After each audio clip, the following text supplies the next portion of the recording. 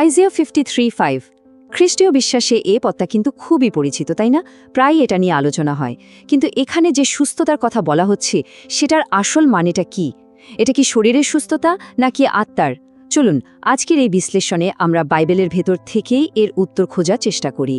পদের একদম শেষের লাইনটা খেয়াল করুন, আর তার ক্ষত দ্বারা আমরা সুস্থ হলাম। কি অসাধারণ একটা কথা, তাই না? যুগ যুগ ধরে এই একটা লাইন মানুষকে আশা দিয়ে আসছে, কিন্তু সাথে সাথে একটা প্রশ্নও তৈরি করেছে। এই যে সুস্থতার কথা বলা হলো, এটা আসলে কিসের থেকে সুস্থতা?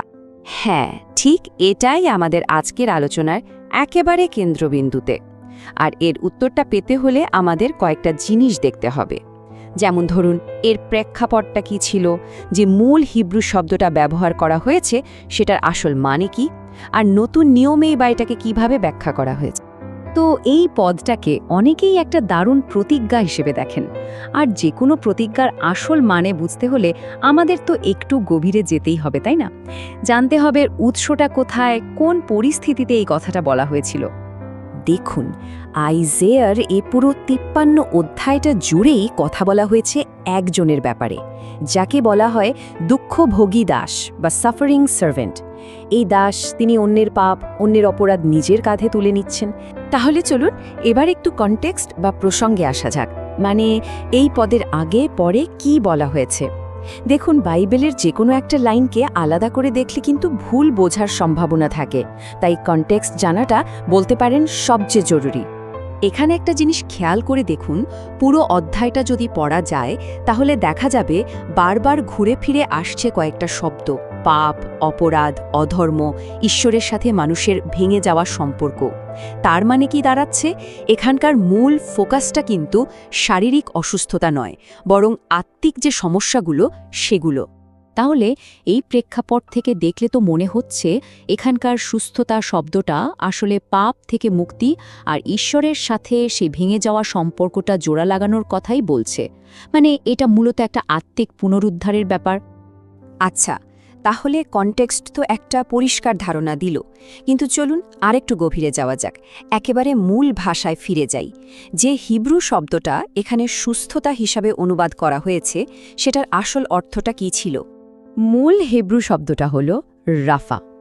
আর ইন্টারেস্টিং ব্যাপার হলো, এই রাফা শব্দটার মানে কিন্তু শুধু শরীর সেরে ওঠা না, এর মানে আরও ব্যাপক। যেমন কোনো কিছু পুনরুদ্ধার করা, কোনো ভাঙা জিনিস মেরামত করা, বা কোনো কিছুকে ঠিক করে দেওয়া। আর পুরো পুরাতন নিয়ম জুড়ে দেখবেন এই শব্দটা কিন্তু প্রায়ই নৈতিক বা আত্মিক নিরাময়ের জন্য ব্যবহার হয়েছে। তো পুরাতন নিয়মের এই ভবিষ্যৎবাণীটাকে নতুন নিয়মের লেখকরা কিভাবে দেখেছেন, যিশুর অনুসারীরা এই লাইনটাকে কিভাবে বুঝেছেন বা ব্যবহার করেছেন, চলুন এবার সেটা দেখা যাক। এটা দেখলে হয়তো পুরো ছবিটা আরও পরিষ্কার হবে। আর এখানে ব্যাপারটা আরও ইন্টারেস্টিং হয়ে ওঠে। দেখুন, একদিকে প্রেরিত পিতর তার চিঠিতে এই পদটাকে সরাসরি পাপ থেকে মুক্তির সাথে জুড়ে দিচ্ছেন। এটা তো একেবারে স্পষ্ট একটা আত্মিক ব্যাখ্যা। আবার অন্যদিকে মতি কিন্তু এই একই কথাকে উদ্ধৃত করছেন যিশুর শারীরিক রোগ সারানোর ঘটনার সাথে।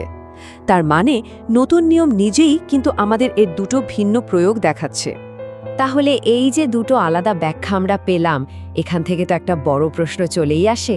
তাহলে কি এর মানে হলো আত্মিক সুস্থতার সাথে সাথে শারীরিক সুস্থতাও এই প্রতিজ্ঞার মধ্যে পড়ে?